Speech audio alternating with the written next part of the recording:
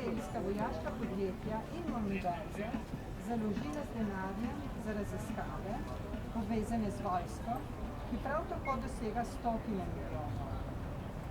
Vojaško trgovanje Evropske unije z Izraelom in financiranje vojaških raziskav še krepijo izraelsko nekaznovanost pri izvrševanju hudih kršitev mednarodnega prava ter podpirajo utrditev izraelske okupacije, kolonizacije in sistematičnega nespoštovanja pravic Palestincev.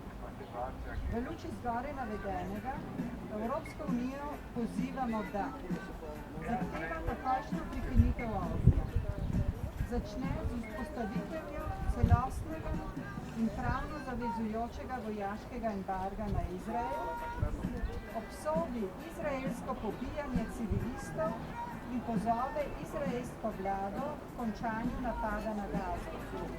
Pozove Izrael k takojšnjemu izvajanju 23. člena 4. Ženevske konvencije, ki zahteva popolno odpravo blokade ozemlja za prost prehod pošiljk humanitarne pomoči.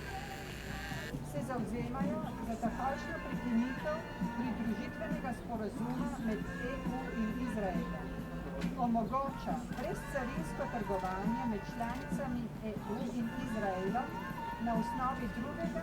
in 79. člena in v skladu z mednarodnim pravom. Evo, to so zahteve, ki jih je